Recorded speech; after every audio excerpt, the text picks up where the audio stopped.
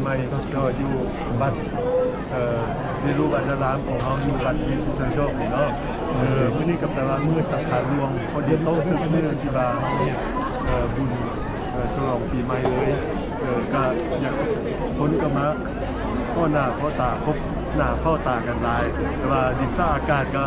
ยังบ่ทันให้อำนวยแต่เพิ่นกำลังสิอำนวยอยู่ขอเมื่อละเพิ่นก็กำลังให้แล้วก็อยากช่วยโอกาสนี้ว่าอวยไซให้พรแด่พ่อแม่พี่น้องเมื่อทุกคนได้ประสบแต่ความสุขกายสบายใจปรารถนาสิ่งหนึ่งประการใดก็ขอได้สมดังหมายเมื่อของปี2568ปีใหม่ปีมะเมียเนาะของปีนี้ขอบใจหลายๆขอบใจหลายเดี๋ยวสบายดีท่องศักดิ์สบายดีป่าไม้ปีใหม่อวยพรเจ้าเชื่อว่าเรากันเนาะวันนี้ก็ดีใจที่ว่าได้มีพ่อแม่พี่น้องมาแล้วก็ทักทายคนที่มาฉลองปีใหม่ที่วัดแห่งนี้เนาะแล้วก็ขอใช้ให้พรให้พี่น้องหมดทุกคนทั้งนอกทั้งในทั้งฝรั่งแล้วก็อยู่ต่างประเทศแล้วก็อยู่ในควายอยู่ในแห้งแล้วก็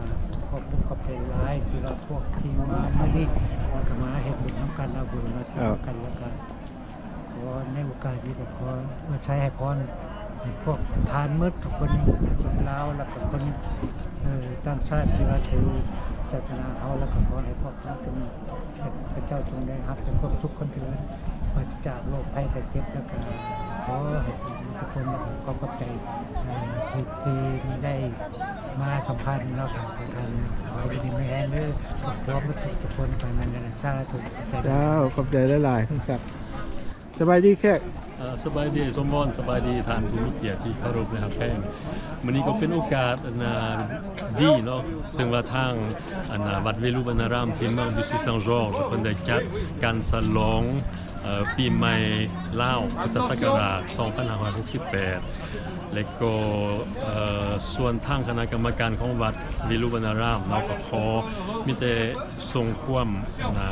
ขอบใจและขอทรงความหักความแพงมาย่างทานผู้มีเกียรติทุกทานและขอวิงวอนต่อสิ่งศักดิ์สิทธิ์ในสากลโลกให้มาปกปักรักษาทานผู้มีเกียรติทุกทานพ่อแม่พี่น้องชาวลาวเฮาบ่ว่าจะอยู่ทวีปใดก็ตามประเทศใดก็ตามเนาะขอให้หักแพงกันหักหอมกันและก็ขอให้มีแต่ความสุขความเจริญปราศจากโรคภัยไข้เจ็บและก็ให้เจริญรุ่งเรืองขึ้นไปตลอดกาลนานครับขอขอบใจแค่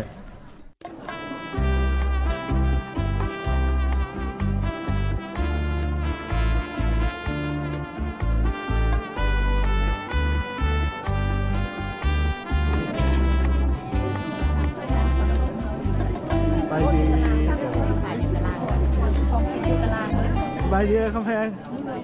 ไอคอนปีใหม่ไอ้เนาะใบปีใหม่ปีใหม่เอาไข่โซ่ไข่ลาบวันนี้นะให้ขาลาบขาด้วยให้ได้คำสู่บัตรบานศาสนาตลอดไปเรื่อยๆขอบใจเลยขาค้างได้บ่มีอย่างฝากกันให้อวยพรพ่อแม่พี่น้องบ่ปีใหม่ให้อยู่ดีแห้งปราศจากโรคภัยไข้เจ็บเด้ออันใดก็ขอให้ไปน้ำปีเก่าเมื่อสุอันสุแนวสาธุขอบใจหลายสบายดีเนื่องในโอกาสปีใหม่ให้พรพ่อแม่พี่น้องเขาแน่นอนก็มีความอวยพรเล็กๆน้อยๆเนื่องในโอกาสขึ้นปีใหม่เวียนมาก็คงวิ่งวนหาเทพดาอยู่ทั้งฟ้าผู้มีหูตาแก้วโสระยันใสสองเคยถูกพ้องลำเยี่ยมสุนทรคน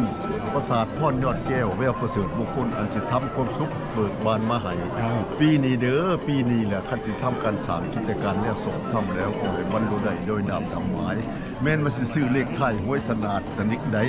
ขอให้มันจนเป็นเศรษฐีเงินล้านคู่ผัวเมียให้เงินมันหักแข่ง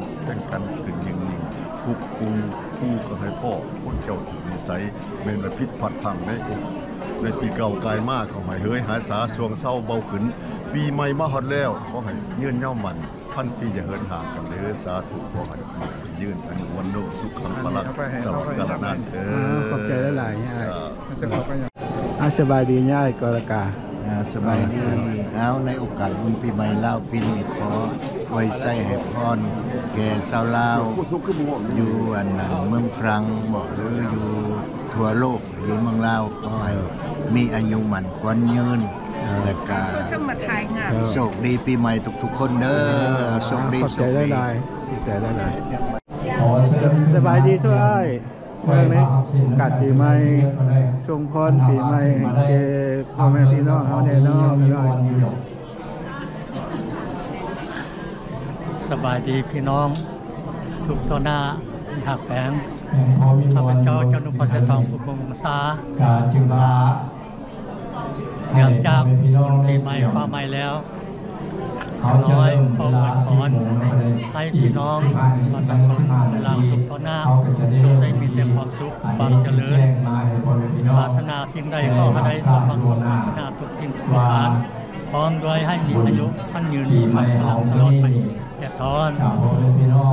ขอบใจได้หลายสบายดีเป็นทุกคนทุกคนมื้อนี้ก็อยู่วัดเวลุวนารามของเราก็ฉลองบุญปีใหม่ลาวของเรานี่แล้วก็ขอให้ทุกผู้ทุกคนจงมีแต่ความสุขความเจริญสุขภาพเข้มแข็งให้ฮับแพงกันมีหยังก็อโหสิให้ซึ่งกันและกันเนาะปีเก่าผ่านไปปีใหม่ผ่านมานี่ก็ขอให้ทุกคนอยู่ดีมีสุขกันนะขอบใจขอบใจสบายดีนะมีอย่างฝากกันสบายดีปีใหม่ขอในโอกาสปีใหม่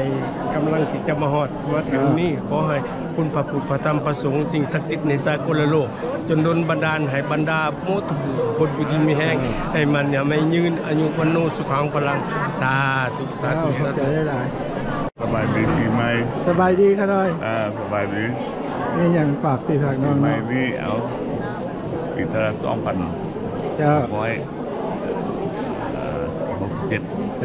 โอเคขอให้มาประชาชนลาวจะอยู่เมื่ออยู่ใต้อยู่นอกประเทศหรือว่าอยู่ในประเทศก็ตามขอให้มีความสุขสบายพัฒนาได้ตามความพัฒนานั่นแหละได้ขอบใจหลายๆขอบใจหลายๆสบายดีประธานยังในโอกาสปีใหม่ส่งท้ายปีเก่าต้อนรับปีใหม่ขอให้ทุกท่านจงมีแต่ความสุขความเจริญปราศจากโรคภัยไข้เจ็บนานาประการมีแต่ความอยู่เย็นเป็นสุขตลอดกาลนานเถิดขอขอบใจให้เนื่องในโอกาสปีใหม่จงกรมโดยใช้พรแก่พ่อแม่พี่น้องที่อยู่นอกได้ในเชิญเลยเด้อแปลว่าที่เฮ็ดเป็นพรให้เนาะเจ้าปีใหม่มาฮอดแล้วให้ลาวเฮาทุกส่วนบ่ว่าจะอยู่ในและอยู่นอกขอให้มีสุขล้นเสมอดังอันเดือนเพ็ญขอให้มีสติปัญญาไหลให้ฮักแพงกันไว้อันใดเป็นโทษให้หายเสียอย่าให้มาใกล้อันใดเป็นโชคล้ำให้เวียนเข้าตลอดกาลในทอนอายุวันนาสุขภาพสาธุอยู่ดีมีแหงฟ้าใหม่ปีใหม่ขอให้อยู่ดีมีแหงเมื่อทุกผู้ทุกคนพ่อแม่พี่น้องทั้งใกล้ทั้งไกลทั้งเหนือทั้งนี้นี่มันวัดของเขาวิสีเซงจอกเป็นวัดของประชาชนลาวเมื่อพุทธศาสนานี่ก็ขอผู้ที่มาบุญนี่ก็ขอให้เอานำเอาบุญเอานี่ไปให้ลูกให้หลานฝากไปให้เมื่อทุกผู้ทุกคนอยู่ดีมีแหงเด้อตลอดปีใหม่จ้าขอบใจได้สบายดีไอ้พายสบายดีในโอกาสปีใหม่เด้อ2,568มันตักบาตรเป็นวันอารามขอแสดงความรักสุขสุขคน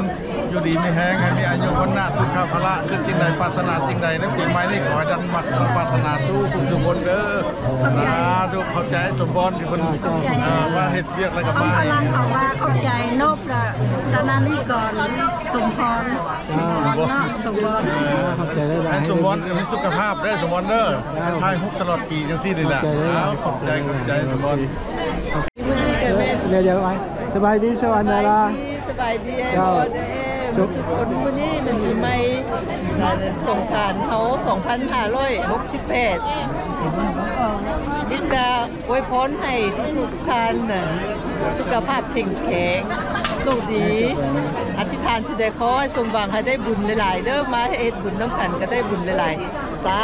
ธุโอ้ยเมสซี่ไปขอบคุณได้เพราะว่าอย่างที่ถึงน้องพี่น้องชาวเดือเขาได้บอกเมื่อนี้ปีใหม่ก็สบายดีพี่น้องบัดสุขทุกคนเด้อบัดทั่วโลกพุ่นละชาวเดือขอ ทยทันเดียวอยู่ปอกเล่นโอลิกอนแฟนขออยู่ดีมี อยู่ใส่เขาก็ส่งให้เบิดเนาะว่าล่ะป้าใหม่ บัดโลกนี่เด้อสบายดี สบายดี เด้อ โชคดีอะไรมันโชคดีทุกขอบใจ